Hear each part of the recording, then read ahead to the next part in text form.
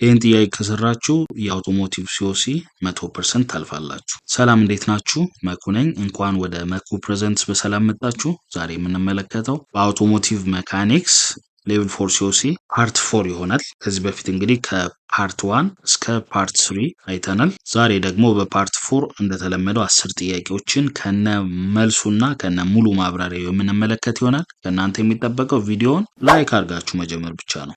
ወደ ጥያቄዎቹ question 31 the differential allows the driving wheels to A. rotate at the same speed at all times, B. rotate at different speeds while turning, C. stop during cornering, D. increase engine speed። ጥያቄው ምንድነው የሚለው ዲፍሬንሻል ለድራይቪንግ ዊል ወይም ደግሞ ለነጂው እግር ምን ያደርግለታል? ድራይቪንግ ዊሉ ዲፍሬንሻል በመኖሩ ብቻ ምን አይነት ጥቅም ያገኛል? ስለዚህ ከዘረዘሩት አማራጮች ቾይስ ቢ ሮቴት አት ዲፍረንት ስፒድስ ዋይል ተርኒንግ የሚለው ትክክለኛ መልሱ ይሆናል ማለት ነው። ኦልራይት if the vehicle travel a straight line ተሽከርካሪው ስትሬት ላይን ወይም ደግሞ ቀጥ ያለ መንገድ በሚጓዝበት ጊዜ ምን ይሆናል? both wheels rotate at the same speed ተሽከርካሪው ስትሬት ላይን along ስትሬት ላይን ሙቭ በሚያደርግበት ጊዜ ምንድነው የሚሆነው? ሁለቱም ነጂው እግሮች ወይም ደግሞ ነጂ ጎማዎች ፓወር የሚደርሳቸው ጎማዎች ስትሬት ላይን ነው ሙቭ የሚያደርጉት። whereas if the vehicle is at cornering ላይ በሚሆን ጊዜ ደግሞ both wheels rotate at different speeds።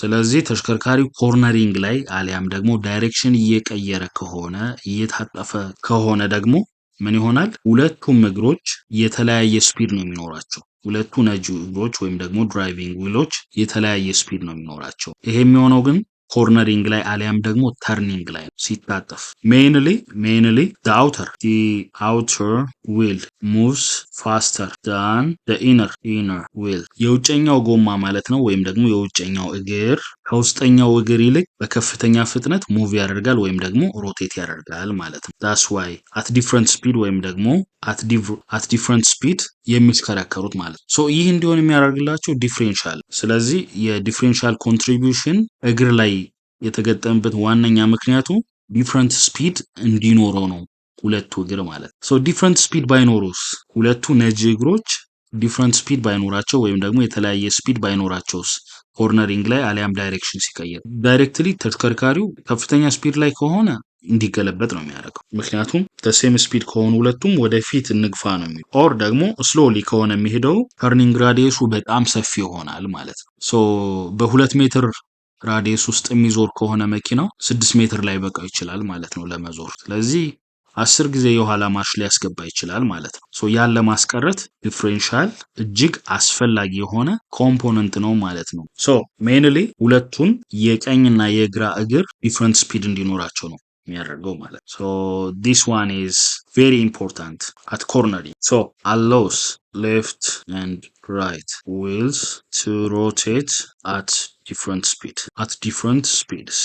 ሁለቱን የቀኝና የግራ እግር ወይም ደግሞ ጎማ በተለያየ ስፒድ ሮቴት እንዲያደርግ ይረዳዋል ማለት ነው። this one is important during cornering, especially cornering ላይ እጅግ በጣም አስፈላጊ ነው ማለት ነው። the differential mainly designed to allow this speed difference and transmit the engine power to both driving wheels. mainly differential ዲዛይን የተደረገው ይህንን የስፒድ ዲፍረንስ ወይም ደግሞ የስፒድ የፍጥነት ልዩነት እንዲኖር ማድረግ። እሱ ብቻ አይደለም፣ የስፒድ ዲፍረንስ ኖሮት የኢንጂን ቶርክ ወይም ደግሞ ኃይል ለሁለቱም እግሮች at different speed ማድረስ ነው ማለት ነው ወይም ደግሞ ማስተላለፍ። as you know the differential is located between the transmission and the wheels, it connects both the transmission and the driving wheels. ሁለቱን ያገናኛል ማለት ነው ድራይቪንግ ዊል እና ትራንስሚሽንን at the same time ፓወር ስፕሊት አድርጎ ለሁለቱም እግር እንዲደርስ ያደርጋል ማለት። mainly ግን የዲፍሬንሻል ስራ mainly ሁለቱን ድራይቪንግ ዊል በተለያየ ስፒድ ሮቴት እንዲያደርግ ነው የሚያደርገው። ይሄም ደግሞ ኮርነሪንግ ላይ እጅግ በጣም አስፈላጊ የሆነ ቴክኖሎጂ ነው ማለት ነው። ያ ባይሆን ኖሮ ተሽከርካሪው የኋላ ማርሽ አስገብቶ አይበቃውም ነበር ማለት ነው። በተደጋጋሚ የኋላ ማርሽ እያስገባ ያው ድራይቨሩ ታይሙን ዌስት ያደርግ ነበር ማለት ምክንያቱም የኋላ ማርሽ ካልተጠቀምን በቀላሉ መዞር ስለማንችል ማለት ነው። Let's proceed to the next question. Question 32. Which transmission component transmits power from the gearbox to the differential in a rear-wheel drive vehicle? A. Drive shaft or propeller shaft. B. Timing chain. C. Steering column. D. camshaft. So ጥያቄው ምንድነው የሚለው የትኛው የትራንስሚሽን ኮምፖነንት ነው ፓወርን ወይም ደግሞ ኃይልን ከጊርቦክስ ወደ ዲፍሬንሻል የሚያስተላልፍልን በሪር ዊል ድራይቭ ቪክል ማለት ሪር ዊል ድራይቭ ለሚጠቀሙ ተሽከርካሪዎች ላይ ነው። ስለዚህ ከዘረዘሩት ውስጥ ትክክለኛው ምላሽ የሚሆነው ቾይስ ኤ ድራይቭ ሻፍት ኦር ፕሮፔለር ሻፍት የሚለው ይሆናል ማለት ነው። ሪር ዊል ድራይቭ ላይ እዚህ ላይ ኢንጂን ኤንድ ትራንስሚሽን they both are located at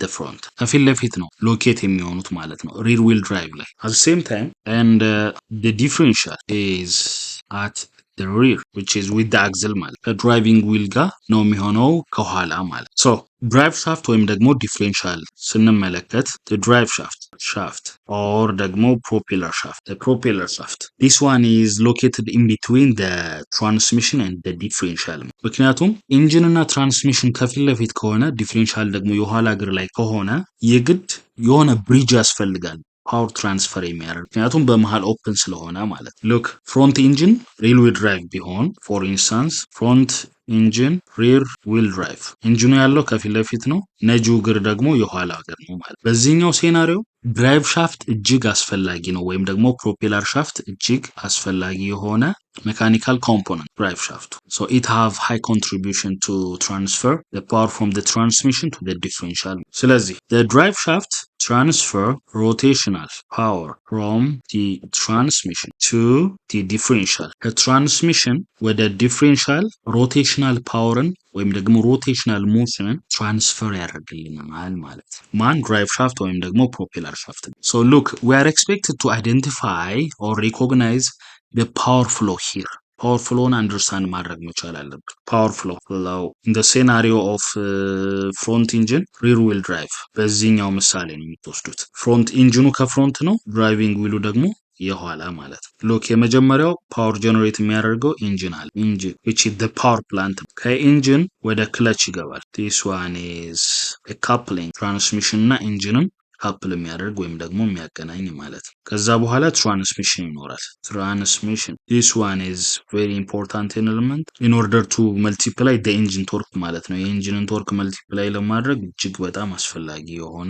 ሜካኒካል ኮምፖነንት ነው ማለት የቬሂክል the next we will find the propeller shaft or what you call it the drive shaft here is our issue ማለት then again we will found what the differential የሚባለውን እዚህ ጋር ደግሞ እናገኛለን then again ከዲፍሬንሻል ምን ይገባል ወደ driving wheel here so this is power flow for the front engine rear wheel drive line arrangement ማለት ነው front engine rear wheel drive ስለዚህ propeller shaft here we will find at the middle ማለት ነው ከመኪናው ከስር ላይ ብትመለከቱት የሚሽከረከረው ዘንግ ማለት ነው ከጊርቦክስ ወደ differential ማለት ነው ፓወር የሚያስተላልፍ so the propeller shaft is mainly responsible to transfer the rotational motion of the engine from the transmission to the differential ማለት all right let's proceed to the next question 33 a clicking noise while turning is commonly caused by a worn A.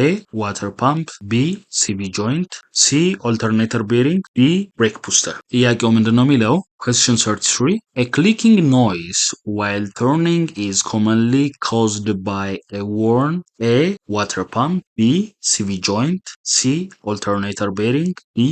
brake booster ተርኒንግ ላይ ወይም ደግሞ ኮርነሪንግ ላይ አሊያም ተሽከርካሪው ዳይሬክሽን ሲቀይር ሲታጠፍ የክሊኪንግ ድምጽ ወይም ደግሞ የሚረብሽ ድምጽ የምንሰማው አብዛኛውን ጊዜ በምን ችግር ነው ወይም ደግሞ ምን ሲበላ ነው ምን ወርን ሲሆን ስለዚህ ከዘረዘሩት አማራጮች ውስጥ ትክክለኛ መልስ የሚሆነው CV joint የሚለው ይሆናል ማለት ነው። ሶ the CV joint literally constant velocity joint CV joint የምንለው constant velocity joint የሚባል ሜካኒካል ዲቫይስ ነው ማለት ደግሞ ሜካኒካል ኮምፖነንት ነው ማለት ነው። ይሄ የምናገኘው ከፍሮንት ዊል ላይ ነው። ሞስትሊ የፍሮንት ዲፍሬንሻል ያላቸው ተሽከርካሪዎች ወይም ዲፍሎክ ያላቸው አሊያም ሮዶታ ያላቸው ተሽከርካሪዎች ላይ ይሄን እናገኘዋለን ማለት ነው። ሜይንሊ ፋንክሽን የሚያደርገው ፓወር እያስተላለፈ ስቲሪንግ ለመጠቀም ወይም ደግሞ መሪ ለማዞር ዳይሬክሽን ለመቀየር ያግዛል ማለት ነው። So the main function for the CV joint is first transfer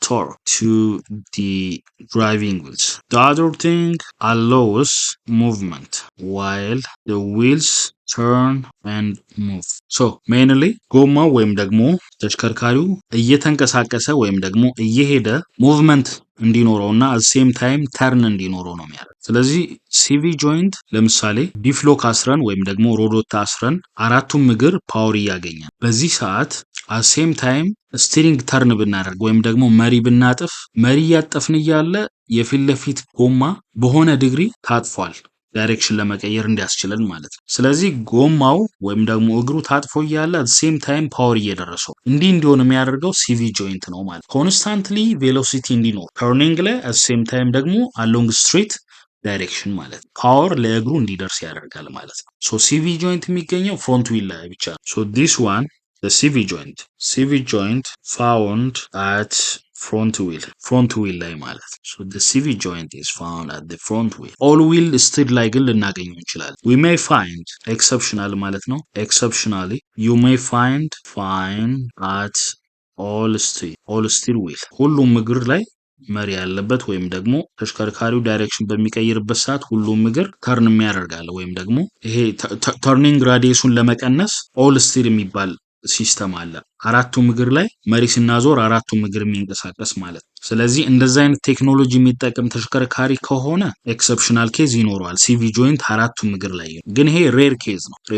ኦልሞስት ሁሉም ተሽከርካሪዎች በሚባል ደረጃ CV joint የኋላ እግር ላይ የላቸውም አንሌስ ስቲሪንጉ የኋላ እግር ላይ ካልሆነ ማለት ለምሳሌ ፎርክ ሊፍት ምናምን ነገር ስቲሪንጋቸው የኋላ እግር እነዚህ መጋዘን ላይ ትላልቅ እቃዎች ምናምን የሚያነሱት ማለት እነሱ ስቲሪንጋቸው የኋላ እግር ላይ ነው። ሴም ታይም ስቲሪንጉ ያለበት ላይ ነው CV joint የምናገኘው ማለት ወይም ደግሞ መሪ ለማዞር የምንጠቀመው እግር ማለት ነው። ኦልራይት ሶ worn CV joint commonly produce a clicking sound which is a clicking noise የሚረብሽ ክሊክ ድምጽ ሊያሰማ ይችላል ማለት ያ ማለት ወርን የሆነ የተበላ ዳሜጅ የሆነ CV joint ከሆነ አብዛኛውን ጊዜ ምን አይነት ድምጽ ፕሮዲዩስ ሊያደርግ ይችላል? ክሊኪንግ ኖይስ ወይም ደግሞ የሚረብሽ ድምጽ ማለት ነው። the noise noticeable at cornering or turning ላይ ወይም ደግሞ turning ላይ ኖቲስ ልናደርገው እንችላለን። at same time ደግሞ አክሰለሬሽን ላይም እንደዚሁ ኦር አክሰለሬሽን ተሽከርካሪው ክሩዚንግ ላይ ከሆነ ወይም ደግሞ ፍጥነት ላይ ከሆነ ይሄ የሚረብሽ ድምጽ ልንሰማው እንችላለን ማለት ምናልባት ግሪስ ላይኖረው ይችላል ቡቱ ተቀዶ ሊሆን ይችላል አሴም ታይም ደግሞ ሰርቪስ ታይሙ ደርሶ ሊሆን ይችላል ኦር ደግሞ ሙሉ ለሙሉ ዳሜጅ ሆኖ ሊሆን ይችላል ማለት ነው CV joint that's why turning ላይ clicking noise ወይም ደግሞ የሚረብሽ ድምጽ commonly experience የምናደርግ ከሆነ which is worn CV joint ነው ማለት ነው የተበላ CV joint. Alright, let's proceed to the next question. Question 34. Which steering component connects the steering gear to the steering knuckle? A. Stabilizer bar. B. tie rod. C. shock absorber. ዲ ሊፍ ስፕሪንግ ጥያቄው ምንድነው የሚለው የትኛው የስቲሪንግ ኮምፖነንት ነው ስቲሪንግ ጊርን ከስቲሪንግ ነክል ጋር የሚያገናኝልን ወይም ደግሞ ኮኔክት የሚያደርግልን የትኛው ስቲሪንግ ጊር አለ at same time ደግሞ ስቲሪንግ ነክል አለ so the correct answer for this question is B tie rod የሚለው ትክክለኛ ምላሽ ይሆናል alright tie rod mainly part of the steering linkage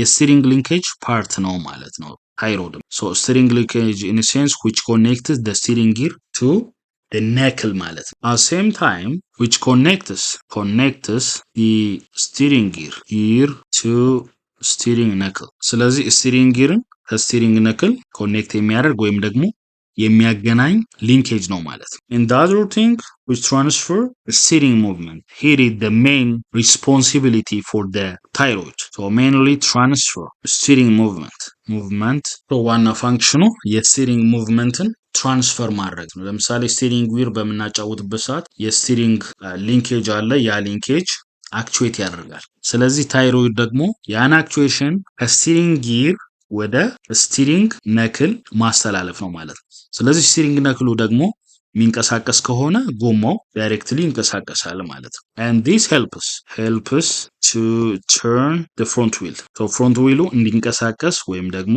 እንዲዞር ያደርጋል ማለት ነው። ታይሮይዱ የስቲሪንግ ጊርን እንቅስቃሴ ወደ ነክል ያስተላልፋል። ሶ ነክሉ ሲንቀሳቀስ ጎማው አብሮ ይንቀሳቀሳል ማለት ነው። ሶ ይሄ ደግሞ በቀላሉ ተሽከርካሪው ዳይሬክሽን እንዲቀይር ያደርገዋል ማለት ነው። Let's proceed to the next question 35. Shock absorbers primarily function to A. increase engine power, B. control spring oscillation, C. improve fuel economy, D. charge the battery. ጥያቄው ምንድነው የሚለው የሾክ አብዘርቨር ዋና ስራ ምንድነው ወይም ደግሞ ሜን ፋንክሽኑ ምንድነው ፕራይመሪ ፋንክሽን። ስለዚህ የሾክ አብዘርቨር ስራ ከዚህ ውስጥ ኮንትሮል ስፕሪንግ ኦሲሌሽን የሚለው ቾይስ ቢ ይሆናል ማለት ነው። ሉክ mainly the shock absorber first controls the spring movement, የስፕሪንጉ ሙቭመንት ኮንትሮል ያደርጋል ወይም ደግሞ ይቆጣጠራል ማለት ነው። ስለዚህ mainly shock absorber የምንለው እነዚህ ሪሴንት ተሽከርካሪዎች ላይ ወይም ደግሞ ዘመናዊ ሌክዠሪ የምንላቸው ተሽከርካሪዎች ላይ ስፕሪንግ አለ፣ ሴም ታይም ደግሞ ሾክ አብዘርቨር አለ። ስፕሪንግ ካለ የግድ ሾክ አብዘርቨር ያስፈልጋል የስፕሪንጉን ኦሲሌሽን ዳምፕ ለማድረግ ወይም ደግሞ ስፕሪንጉ ኦቨር ኦሲሌት እንዳያደርግ ተሽከርካሪውን እየወዘወዘ ፓሴንጀር እንዳይረብሽ ማለት ነው። ምክንያቱም ስፕሪንጉ ተሽከርካሪው አፕ ኤንድ ዳውን ሮድ ላይ በሚሄድበት ሰዓት አፕ ኤንድ ዳውን ሲያደርግ ወርታች ወደ ላይ ሲል ስፕሪንጉ ሙሉ ለሙሉ የተሽከርካሪውን ዌይት ነው ተሸክሞ ያለው። ስለዚህ በዚህ ሰዓት ኦሲሌት ያደርጋል ወይም ደግሞ ወር ላይና ወርታች ያደርጋል። ያ ማለት ቦዲውን ሙሉ ለሙሉ እያንቀሳቀሰ ነው የሚሄደው፣ ሼክ እያደረገ ነው የሚሄደው ማለት ነው። ስለዚህ ያንን ሼኪንግ ወይም ደግሞ ያንን ሾክ የግድ ዳምፕ መሆን መቻል አለበት ፓሴንጀር እንዳይረብሽ ማለት ነው። ስለዚህ ሾክ አብዘርቨር ያንን ኮንትሮል ያደርጋል ማለት ነው። ለምሳሌ መኪናው ጉድጓድ ውስጥ ገብቶ ቢመለስ የመኪናው እግር ማለት ነው ስፕሪንጉ ይጨመቅና ተመልሶ ወደ ላይ ነው የሚወጣው። ስለዚህ በዛ ሰዓት ቢዮንድ ወደ ላይ ከወጣ የተሽከርካሪውን ቦዲ እየወዘወዘ ፓሴንጀሩ ይረበሻል ማለት ነው። እየተናጠ ነው የሚሄደው። ሶ ያ እንዳይፈጠር ሾክ አብዘርቨሩ የስፕሪንጉን ኦሲሌሽን ውጦ ያስቀራል ማለት ነው። ሶ ሜንሊ what I want to say is reduce excessive bouncing.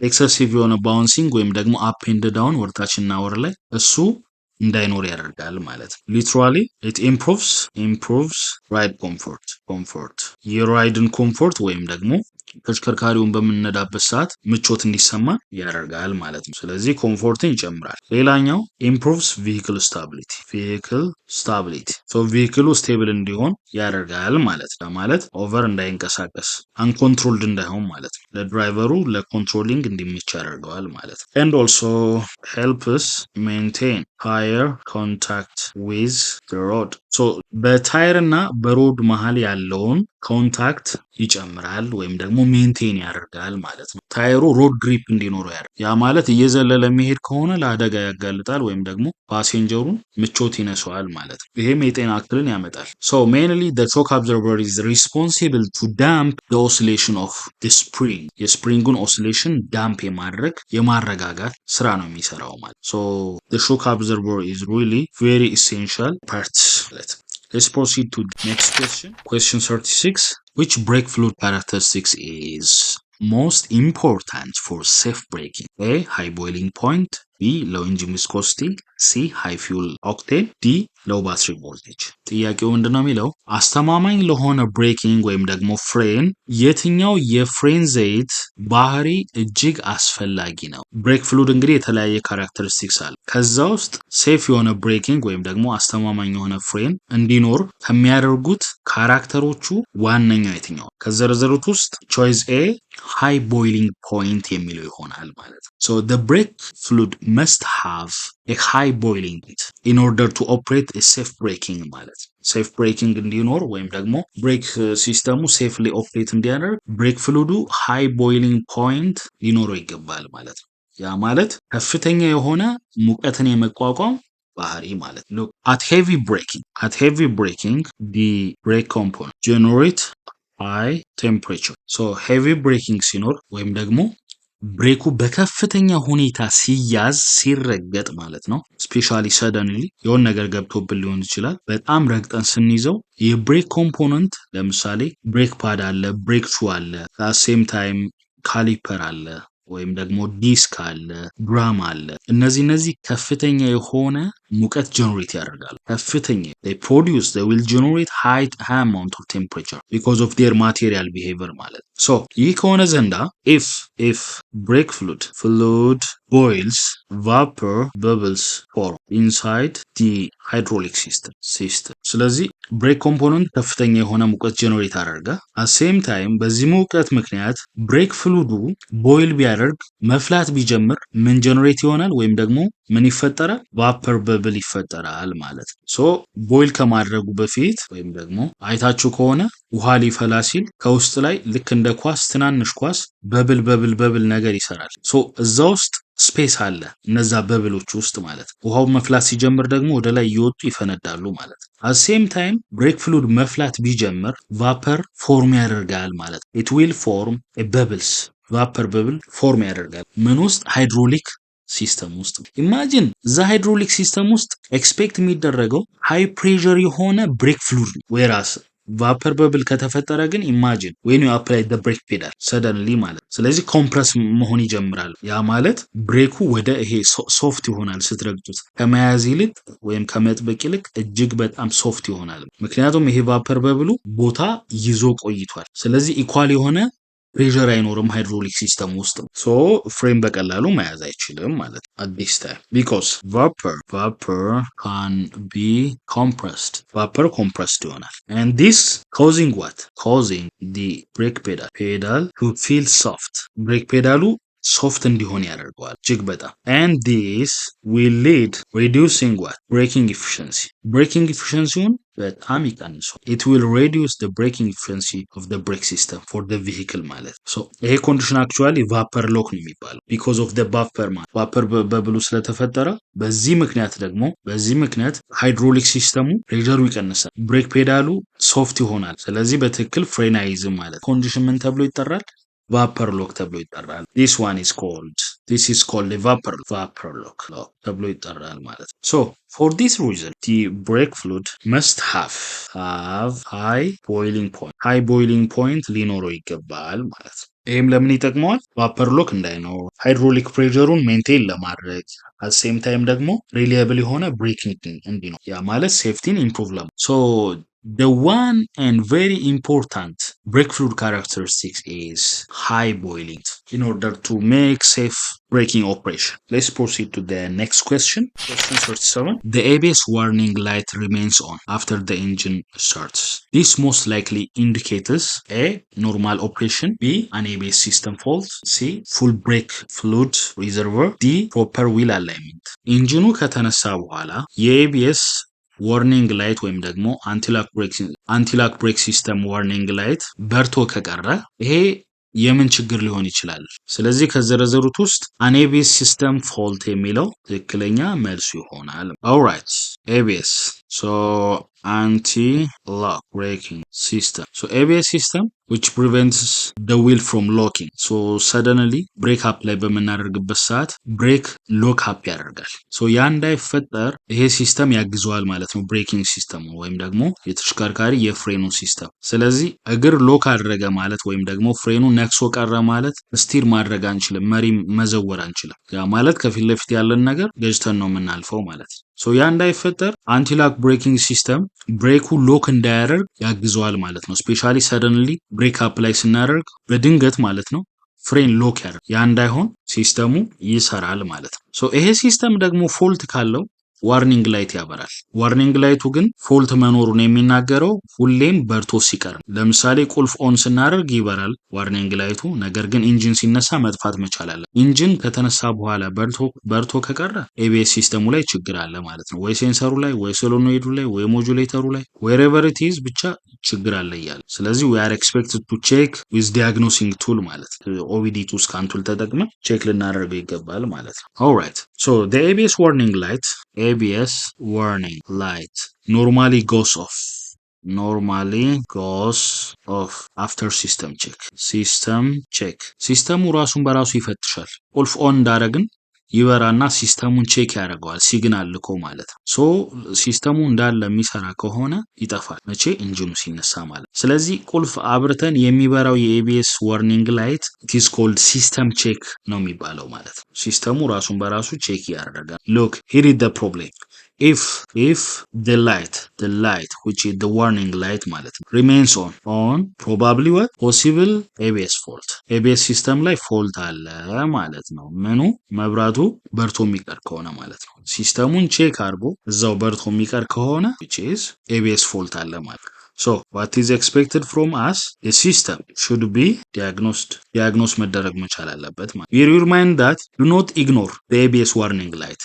ABS warning lighትን ኢግኖር ማድረግ ፈጽሞ prohibited ነው፣ በጣም የተከለከለ ነው። So you are expected to diagnose, check or test the whole system for the ABS. Do not ignore the warning light for ABS. So warning lightun ignore ማድረግ ተገቢ አይደለም ማለት ነው። So we are expected to check the ABS system if the light remains on. So warning lighቱ በርቶ የሚቀር ከሆነ ሲስተሙን ቼክ ማድረግ ግዴታ ነው ማለት ነው። Let's proceed to the next question 38. During diagnosis, a technician measures battery voltage with the engine off. A healthy fully charged battery should read approximately A 6 volt, B 9 volt, C 12.6 volt, D 24 volt. So ዲያግኖስ ላይ ወይም ደግሞ በፍተሻ ጊዜ ቴክኒሻኑ የባትሪን ቮልቴጅ ሜጀር ሲያደርግ ኢንጂኑ ከጠፋ በኋላ ደነኛ የሆነ ባትሪ ፉሊ ቻርጅድ ማለት ነው ሙሉ ኃይል ያለው ባትሪ አፕሮክሲሜትሊ ምን ያህል ቮልቴጅ ማሳየት ወይም ደግሞ ማንበብ መቻል አለበት ነው የሚለው ጥያቄው። ሶ ትክክለኛው ምላሽ choice C 12.6 volt የሚለው ይሆናል። As you know that the standard battery voltage is 12 volt and a fully charged battery must read 12.6 volt. You know the 12.6 volt have a 6 cells.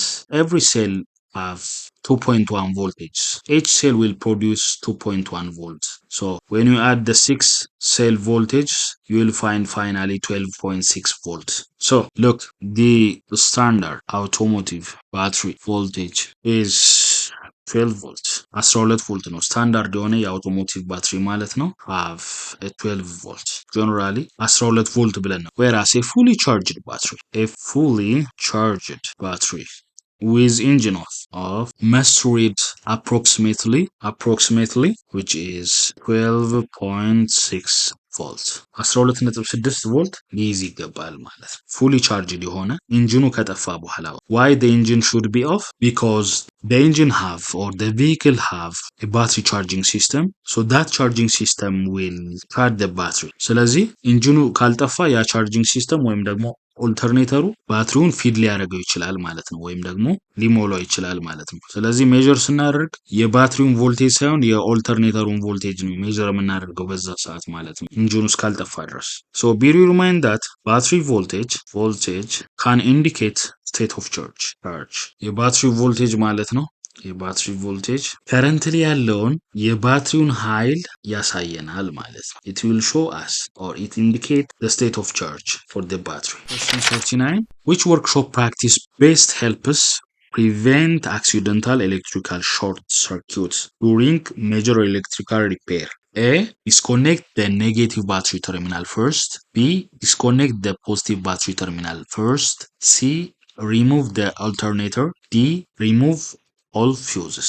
ጥያቄው ምንድነው የሚለው ዋና የኤሌክትሪካል ሲስተሞችን ወይም ደግሞ ኤሌክትሪካል ሪፔር ስንሰራ ኤሌክትሪካል ጥገና ስንሰራ ድንገተኛ የሆነ ኤሌክትሪካል ሾርት ሰርኪዩትን ለመከላከል የሚረዳን የትኛው የወርክሾፕ ፕራክቲስ ወይም ደግሞ የወርክሾፕ ልማድ ነው የሚለው ወርክሾፕ ላይ ስራዎችን ስንሰራ የምናከናውናቸው የተለያዩ ኤክስፒሪየንሶች አሉ ወይም ደግሞ ሃቢት አለ ወይም ደግሞ ፕራክቲስ አለ ስለዚህ ከነዛ ፕራክቲስ ውስጥ ራሳችንንም ኢንቫይሮንመንቱን የምንሰራውን ስራ ማቴሪያል ለመከላከል ማለት ነው የምናደርገው ፕራክቲስ አለ ስፔሻሊ ሪጋርዲንግ ሴፍቲ ማለት ስለዚህ ያ ፕራክቲስ የትኛው ነው ከዘረዘሩት ውስጥ ትክክለኛው ምላሽ የሚሆነው A disconnect the negative battery terminal first የሚለው ይሆናል so bear in mind that the safety, this one, the first priority during electrical repair. ኤሌክትሪካል ጥገና ስንሰራ መጀመሪያ ቅድሚያ መስጠት ያለብን ለምንድን ነው? ለሴፍቲ ይሆናል ማለት ነው። ሴፍቲያችን ካልጠበቅን ከባድ የሆነ አደጋ ይመጣል እኛም ላይ አሴም ታይም የምንሰራው ስራም ላይ ንብረት ላይ አደጋ ያደርሳል። ስለዚህ ያ እንዳይሆን ቅድሚያ መስጠት ያለብን ለሴፍቲ። so always disconnect the battery negative terminal first። ይሄ መጀመሪያ ማከናወን ያለብን ጉዳይ ቢኖር ኤሌክትሪካል ሲስተም ላይ ስንሰራ ማለትም ሜጀር የሆነ ሪፔር ላይ ስንሰራ የባትሪ ኔጌቲቭ ተርሚናልን ሪሙቭ ማድረግ ወይም ደግሞ ዲስኮኔክት ማድረግ። መጀመሪያ ሜጀር የሆነ ኤሌክትሪካል ሲስተም ሪፔር በምንሰራበት ሰዓት ወይም ደግሞ ኤሌክትሪካል ጥገና ስናደርግ ዲስኮኔክት ማድረግ ያለብን ነገር ቢኖር የባትሪ ኔጌቲቭ ተርሚናል። ምክንያቱም የባትሪ ኔጌቲቭ ተርሚናል ማለት አት ኦል ሁሉም ቦዲው ላይ ያለ ነው ማለት ነው። ከቦዲው ጋር የተገናኘ ስለሆነ ኢማጂን ዳት ኔጌቲቭን ሳንፈታ ፖዚቲቭን እየፈታን እያለ ድንገት በመፍቻ ቦዲውን ቢነካብን ከፍተኛ የሆነ ሾርት ሰርኪዩት ይፈጠራል ማለት ነው። so this will help us removing or disconnecting the negative terminal for the battery first will help us reduce the risk of short circuit. so የሾርት ሰርኪዩትን ሪስክ እጅግ ይቀንስልናል ማለት ነው። why? because of that. why? because the vehicle body is connected to the negative side. the negative side ስለሆነ ኮኔክት የተደረገው የvehicle body disconnect ማድረግ is very important. therefore removing or disconnecting the battery negative terminal first is important during electrical repair. ኤሌክትሪካል ሪፔር በምናደርግበት ሰዓት ሪሙቭ ማድረግ እጅግ በጣም አስፈላጊ ነው ኔጌቲቭ ተርሚናሉን ማለት ነው። ምክንያቱም ሾርት ሰርኪዩት ስለሚፈጠር። ሾርት ሰርኪዩት ማለት ሲስተሙ ወይም ደግሞ ኢነርጂው ቢፎር ዘ ሎድ እርስ በርስ ሲገናኝ ማለት ነው። ኔጌቲቭ እና ፖዚቲቭ ለምሳሌ ከአምፖሉ በፊት ሲገናኝ ከሎዱ ሳይደርስ ማለት ነው። alright, let's proceed to the next question. Question 40. A technician replaces a faulty sensor without performing diagnostic tests. This action violates which basic diagnostic principle? A. Replace parts before inspection. B. Diagnose the fault before replacing component. C. Replace all related sensor. D. Disconnect the ECU before testing. ጥያቄው ምንድነው የሚለው ቴክኒሻኑ ምንም አይነት ፍተሻ ወይም ደግሞ ዲያግኖስቲክ ቴስት ሳያደርግ ፎልቲ ሴንሰሩን ወይም ደግሞ የተበላሸውን ሴንሰር ይቀይረዋል። ስለዚህ ይሄኛው የትኛውን የዲያግኖስቲክ ፕሪንሲፕል ወይም ደግሞ የትኛውን የፍተሻ መርህ የጣሰ ነው። this kind of action just replacing without testing ማለት ነው። ስለዚህ ትክክለኛ ምላሽ የሚሆነው ከተዘረዘሩት ውስጥ choice B. diagnose the fault before replacing components የሚለው ይሆናል ማለት ነው። yeah, look the most important principles in automotive servicing is test before you replace የሚለው ይሆናል ማለት እጅግ በጣም ኢሴንሻል የሆነ አስፈላጊ የሆነ ፕሪንሲፕል ቴስት ቢፎር ዩ ሪፕሌስ አውቶሞቲቭ ላይ ማለት ነው። ምንም አይነት እቃ ሪፕሌስ ከማድረጋችን በፊት ቴስት ማድረግ ይቻላል። ቴስት ስናደርግ ወይም ደግሞ ኢንስፔክት ስናደርግ ቪዥዋሊ ሊሆን ይችላል፣ at same time ኢንስትሩሜንታሊ ሊሆን ይችላል። ፈርስት መቅደም ያለበት ቪዥዋል ኢንስፔክሽን ወይም ደግሞ ከከስተመሩ ኮምፕሌንት እንቀበላለን ወይም ኮምፕሌን እንቀበላለን። ያ ማለት ምን እንደገጠም ደን ወደ ቪዥዋል ኢንስፔክሽን እንገባለን። ከዛ በኋላ ኢንስትሩሜንታል ኢንስትሩሜንታል የተለያዩ ቱሎችን ተጠቅመን ቼክ የምናደርግ። ይህም ለምን ይረዳናል? this approach will help to the first one save time ጊዜ እንዳናጠፋ ወይም ደግሞ ጊዜያችን ሴቭ ለማድረግ ታይማችን ሴቭ ለማድረግ ይጠቅመናል። መጀመሪያ ችግሩን ከለየን ያን ችግር ቦታውን ከለየን እዛ ቦታ ላይ ሄደን ችግሩን ለመፍታት ነው ጥረት የምናደርገው። ስለዚህ ይሄ ደግሞ ጊዜያችን እጅግ ይቆጥብልናል ማለት ነው። ሌላኛው reduce repair cost ወይም ደግሞ የጥገና ወጪን ይቀንስልናል ማለት ነው። avoid unnecessary parts replacement አላስፈላጊ የሆነ ወጪ which is የማያስፈልጉ ፓርቶችን ወይም ደግሞ መቀየር የሌለባቸው ፓርቶችን ዝም ብለን እንዳንቀይር ያደርገናል ማለት ነው። and the other thing is and the main one ensure the actual fault is corrected ትክክለኛ ችግሩ መቀረፉን እርግጠኛ ነው። ይሄኛውን መርህ ወይም ደግሞ ፕሪንሲፕሉን ወይም ይሄንን አፕሮች ይሄን መንገድ ስንከተል so we are expected to test first before we replace any kind of part when our customer is arrive in our workshop ማለት so first diagnose then confirm the actual case then again replace only the faulty component አንዳንዴ ፎልቲ የተፈጠረበትን ብቻ ሳይሆን ኮምፖነንት የምንቀይረው ሙሉ ለሙሉ አሴምብሊውን የምንቀይርበት አጋጣሚ አለ። እሱ የመጨረሻ አማራጭ ከጠፋ ነው እንጂ ምናልባት ስፔሲፊካሊ ሲንግል ፓርቱን አላገኘነው በስተቀር ነው እንጂ የተበላሸውን ፓርት ነው ብቻ መቀየር ያለ። ምክንያቱም ከስተመራችን ላላስፈላጊ ወጪ እየዳረግነው ስለሆነ ማለት ነው። ሶ ይሄኛው መርህ ተከትለን በቀላሉ ከስተመራችን ሳቲስፋይ ማድረግ እንችላለን። ደን ፓርቱንም ሪፕሌስ ከማድረጋችን በፊት ፎልቱን አይደንቲፋይ ማድረግ እንችላለን ማለት ነው using the diagnosing principle. So you are expected to test before you replace the parts or the component. ኦልራይት የዛሬ ጥያቄዎች ይህንን ይመስላሉ። በቀጣይ ሌሎች ጥያቄዎችን ይዤላችሁ እመጣለሁ። ፕሊስ ላይክ ያላደረጋችሁ ሰብስክራይብ ያላደረጋችሁ ሰብስክራይብ አድርጉ። ላይክ ማድረጋችሁ እንዳትረሱ። ላይክ ባደረጋችሁ ቁጥር ቪዲዮ ቫይራል ይወጣል። በቀጣይ ቪዲዮ እስከምንገናኝ ድረስ ቸር ቆዩልኝ። ቻው